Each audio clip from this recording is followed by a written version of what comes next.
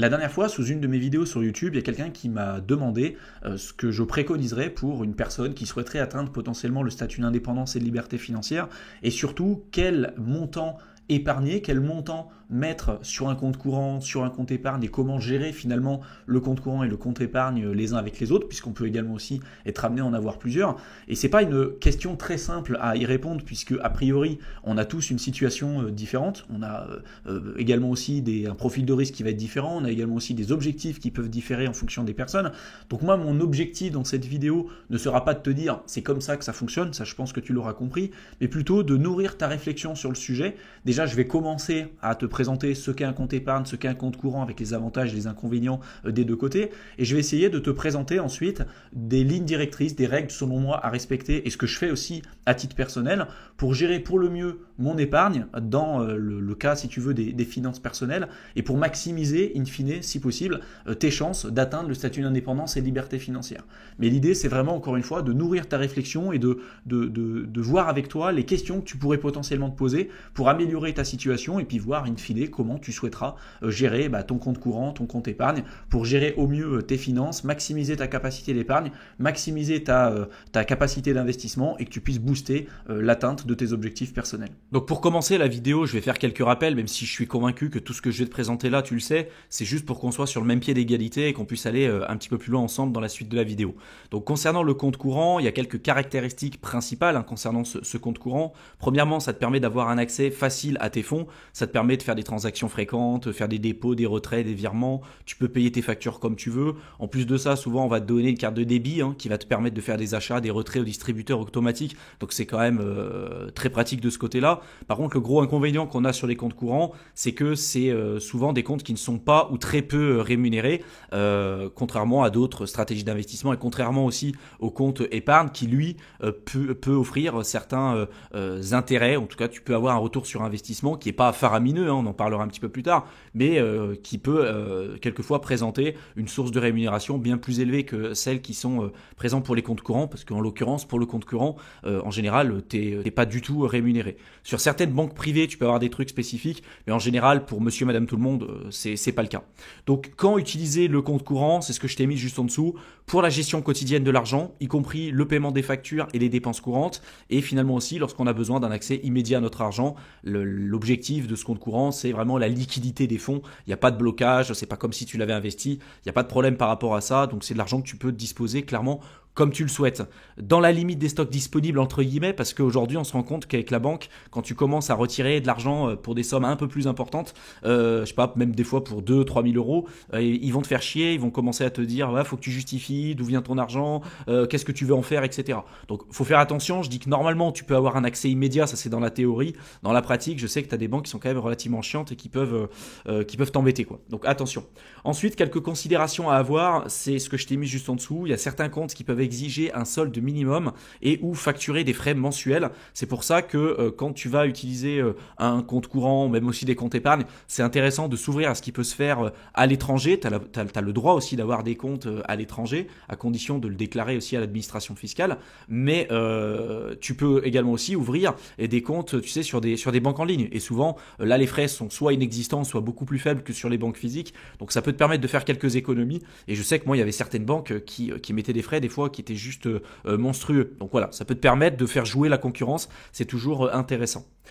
Concernant le compte épargne, donc quelques caractéristiques, les intérêts, comme je te l'ai dit tout à l'heure avec le compte courant, tu peux pas gagner de l'argent, il n'y a pas de retour sur investissement, tu n'as pas la possibilité d'avoir un intérêt sur quoi que ce soit sur la plupart des comptes courants qui existent. Sur le compte épargne, ça existe, par exemple le livret A, pour le plus connu, c'est un livret qui, à l'heure où je tourne cette vidéo, a une rémunération de 3%. Donc les gens ils vont te dire que c'est pas risqué, qu'il n'y a pas de problème. Faut juste savoir que quand tu as un retour sur investissement, quand tu as un pourcentage de rendement, il y a forcément un risque derrière. On considère généralement que plus le rendement va être faible, plus le risque va être faible. Et à l'inverse, plus on va chercher des rendements élevés, plus on va augmenter aussi notre risque. Mais de dire que sur le livret A, il y a zéro risque, ça c'est bien ce qu'on nous fait croire et ce qu'on aimerait bien nous laisser penser. Il faut juste savoir que quand tu places ton argent dans le livret A, la majorité du capital que tu vas déposer va être investi dans les obligations d'État français. Donc les obligations, c'est juste des créances, des reconnaissances de dette. Donc c'est comme si tu investis investissez dans l'État français, dans la dette de l'État français. Donc tu considères que l'État français va être en mesure de rembourser sa dette. Alors il y en a qui, comme moi, pensent qu'on ne le remboursera jamais. Par contre, là où ça peut poser un problème, c'est si jamais l'État fait faillite. Donc moi, je ne pense pas que l'État, typiquement français, fera faillite parce qu'il sera forcément renfloué par les banques centrales et ce que tu veux. Parce que si demain l'État fait faillite, en fait, l'argent qu'on a dans notre livret A, autant dire que ce sera le cadet de nos soucis. On aura d'autres choses à penser. Donc après, c'est toujours une question d'équilibre, de risque par rapport à ce que tu veux faire. Globalement, on considère que c'est quand même un super compromis le livret A parce que tu peux déposer ton argent dans ton compte épargne, tu peux le disposer comme tu veux. En plus de ça, je crois que tu n'as pas d'imposition par rapport aux intérêts qui sont générés par ton livret A. Donc il y a énormément d'avantages par rapport à ça. L'idée, c'est pas de te dire je place tout sur mon livret A et puis je fais plus rien, j'investis pas à côté en bourse, en immobilier, en crypto, j'essaie pas de faire de l'entrepreneuriat, de l'intrapreneuriat et tout ce que je t'explique en fait finalement sur cette chaîne YouTube pour éventuellement essayer d'atteindre le statut d'indépendance et liberté financière. Mais voilà, ça peut être un bon complément. Je me dis que dans le compte courant, finalement, il n'y a pas d'intérêt. Là, sur le compte épargne, il y en a.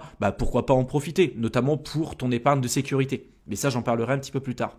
Ensuite, il y a un peu moins de flexibilité pour les transactions, puisque les retraits et les transferts peuvent être limités en fonction des banques et des instituts financiers. Et au niveau de la sécurité, ça, je trouve que c'est un point important, parce que ça peut être un endroit sûr pour garder de l'argent qu'on n'a pas besoin d'utiliser immédiatement. Notamment, comme je te l'ai dit tout à l'heure, avec ton épargne de sécurité, mais ça m'est déjà arrivé, par exemple, quand je vais payer des trucs en ligne avec ma carte bancaire, ta carte bancaire, elle est liée, si tu veux, à ton compte courant, pas forcément, si tu veux, à ton compte épargne. Et donc, si demain, tu payes dans un compte, tu payes sur Internet et ta carte se fait pirater ou il y a un problème, au final, l'argent qui est, entre guillemets, mis en péril ou en danger avant que tu puisses faire opposition, c'est l'argent que tu auras mis sur ton compte courant. Donc, si tu as tout mis sur ton compte courant avec une seule et unique carte bleue, si demain, tu te fais pirater, des fois tu peux avoir des personnes qui peuvent te ponctionner ce qu'il y a sur ton compte courant avant que tu puisses t'en rendre compte et avant que tu puisses faire opposition. Après il y a des assurances pour te rembourser par rapport à ça, mais tu vois, si tu mets une partie sur ton compte courant pour payer tes charges mensuelles, peut-être 1 mois ou 2 mois à l'avance, et que le reste tu le mets sur ton compte épargne et que tu crédites au fur et à mesure, tu fais bouger l'argent de ton compte épargne vers ton compte courant tous les mois, éventuellement ça te permet de te protéger déjà aussi dans cette éventualité là. Ça te permet d'avoir un retour sur investissement, de faire travailler ce capital-là tout en le gardant liquide. Et en plus de ça, ça va te permettre de te protéger si jamais tu te fais voler ta carte, si jamais il y a un problème avec ta carte bancaire. Ils pourront prendre en fait ce qu'il y a sur le compte courant, mais ils pourront jamais aller ponctionner ce qu'il y aura sur le compte épargne. Normalement, en fonction des banques, moi je sais que dans celles que j'utilise, il n'y a pas de lien entre les deux. Des fois, il y a des banques, quand il n'y a plus d'argent dans le compte courant, ça va prélever automatiquement dans le compte épargne. Moi, je sais que j'ai fait exprès, j'ai fait des démarches pour faire en sorte qu'il n'y ait pas de lien entre les deux, pour me protéger vis-à-vis de ça. Donc ça, c'est important de l'avoir en tête. Ensuite, juste en dessous, je t'ai mis quand l'utiliser. Donc pour économiser à moyen et long terme, comme pour un fonds d'urgence, des objectifs d'épargne spécifiques ou simplement pour mettre un peu de côté de l'argent, et lorsqu'on n'a pas besoin d'accéder fréquemment à ces fonds. Alors même si c'est de l'argent liquide, moi je considère que c'est pour une épargne de sécurité. On considère qu'une épargne de sécurité, ça va être entre 3 mois et 6 mois en fonction des personnes. Moi aujourd'hui, vu ma situation, parce que j'ai plusieurs activités, j'ai plusieurs entreprises, j'investis et tout, j'ai pas un revenu fixe comme ce que je pourrais avoir si tu veux si j'étais en CDI. Donc j'ai une épargne de sécurité qui dépasse largement les 6 mois que j'ai mis de côté si tu veux. Je pourrais d'ailleurs t'en parler peut-être sur une autre vidéo de comment je gère à titre personnel mon argent, mais voilà, ça dépend de ta situation personnelle. Et si toi tu te dis je me sentirais plus serein si j'ai 1 an d'épargne de côté, ça pose pas de problème. Mais l'idée c'est pas d'en mettre non plus trop en banque, parce que tout ce que tu vas laisser en banque de toute façon ça sera grignoté par l'inflation, et c'est pas avec les 3% de rendement que tu auras sur ton livret A que tu vas vaincre l'inflation de toute façon. Donc l'idée c'est de faire travailler ton capital, de te créer ton épargne de sécurité, d'avoir une bonne gestion entre ton compte épargne et ton compte courant, et après de placer le reste en bourse, en immobilier, en crypto en fonction de ce que tu souhaites faire. Quelques considérations à avoir, c'est ce que je t'ai mis juste en dessous. Certains comptes épargne peuvent offrir des taux d'intérêt qui sont plus élevés que d'autres. En général, le livret A c'est quand même intéressant, mais sur certaines banques privées, tu as des trucs aussi plus intéressants que le livret A, très largement. Donc il est important de comprendre les éventuelles restrictions sur le nombre de retraits et de transferts par mois. Avec le livret A, tu n'as pas de restrictions par rapport à ça, mais quand tu commences à aller dans dans des banques privées, quand tu as un petit peu plus de capital, tu as d'autres alternatives qui se présentent à toi, mais tu as également aussi certaines restrictions qui peuvent pointer, si tu veux, le bout de leur nez. Donc attention aussi aux alternatives qu'on va te présenter. Donc maintenant, pour finaliser cette vidéo, je t'ai mis quelques conseils pour t'aider à faire le bon choix et déterminer de toi-même les montants que tu souhaites laisser dans ton compte épargne et dans ton compte courant, tout simplement, parce que je peux pas te dire il faut que tu mettes tant d'argent. Je pourrais t'expliquer ce que je fais moi à titre personnel, mais ça correspond à ma situation à moi et a priori on a des situations qui sont quand même assez différentes les uns des autres. Donc je t'ai mis quelques conseils pour t'aider à évaluer ta situation et faire en sorte que tu puisses faire le bon choix tout simplement. Première chose, évaluer tes besoins, donc déterminer la fréquence à laquelle tu auras besoin toi d'accéder à ton argent et aussi à tes objectifs d'épargne. Si demain, je sais pas, tu as un gros revenu mais que tu as également aussi des grosses charges mensuelles, il va te falloir un plus gros niveau d'épargne de sécurité pour pouvoir te protéger en cas de souci. Pareil, plus tu vas avancer, plus tu vas avoir peut-être des contraintes, des obligations, peut-être que tu auras des enfants, tu te seras marié, tu as un crédit conso pour acheter la voiture, tu as un crédit pour la maison. Enfin voilà, tout ça, ça va jouer aussi dans ce que tu veux faire et dans tes besoins personnels. Moi, à titre personnel, ce que je fais aujourd'hui, c'est que je laisse peu d'argent dans mon compte courant en général pour payer 2 mois de charges. Le reste de mon épargne de sécurité, je le mets dans des comptes épargne si tu veux. Et puis, je crédite mon compte courant comme ça au fur et à mesure chaque mois. Comme ça, si ça pose un problème, si demain mon compte avec une carte bancaire se fait hacker ou je sais pas, tu sais, ma carte bancaire, elle pose problème, bah finalement, ils pourront prendre que l'argent qu'il y a sur le compte courant et pas sur mon compte épargne. Et puis après, une fois que mon compte épargne est bien garni et que mon compte courant, pareil, je le crédite au fur et à mesure.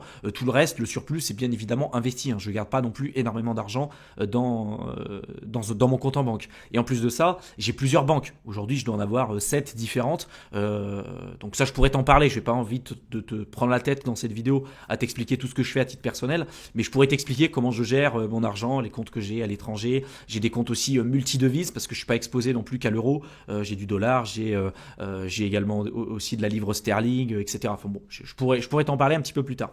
Autre conseil pour faire le bon choix, c'est combiner les deux types de comptes. Il y en a qui vont dire le compte épargne c'est pourri ou le compte courant c'est pourri. Moi je pense que c'est intéressant d'avoir les deux. Voilà, tu as des avantages, des inconvénients des deux côtés, mais pour moi c'est intéressant d'avoir ça des deux côtés. Puis encore une fois, le compte épargne, c'est pas ça qui va te permettre de gagner énormément d'argent, mais ça te permet d'avoir une super liquidité sur tes fonds, d'en disposer quand tu en as envie. Et donc là on te donne 3% avec le livret A, alors que dans le compte courant on te donne rien.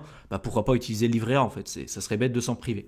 Ensuite, rechercher les meilleures offres, c'est important de faire fonctionner la concurrence. Ça sert à rien de rester que sur ta banque physique. Si tu as envie de rester chez eux, il n'y a pas de souci. Mais regarde ce qui existe à côté. A priori, il y a beaucoup de banques physiques qui mettent des frais souvent importants pour juste la gestion de compte. Alors que si tu vas sur des banques en ligne, voire même sur d'autres banques physiques, tu as des frais qui sont beaucoup plus faibles, voire inexistants. Donc n'hésite pas à considérer, c'est ce que je t'ai mis en dernier lieu juste en dessous, les banques en ligne. Moi, j'ai plusieurs banques en ligne, mais j'ai aussi plusieurs banques en physique. Je ne te dis pas que les deux sont indissociables. Tu peux très bien avoir les deux. Si tu as un problème avec une banque en ligne, c'est compliqué pour résoudre ce problème. Alors que si tu as un problème avec une banque physique, tu te déplaces physiquement, tu vas dans le bureau, en général ça va beaucoup plus vite. Par contre, l'inconvénient c'est que ça coûte plus cher et ils sont plus chiants pour la gestion de tes fonds. Avec les banques digitales, les comptes en ligne, c'est beaucoup plus rapide à gérer, il n'y a pas de problème. Par contre, s'il y a un problème, encore une fois, là, ça peut poser souci.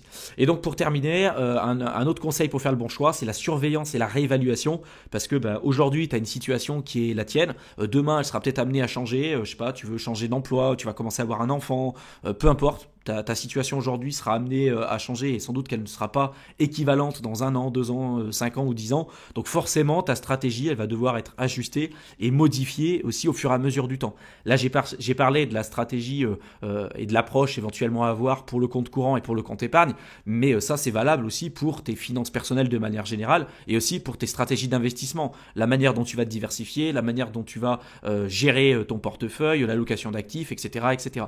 C'est des sujets que j'évoque énormément sur ma chaîne YouTube.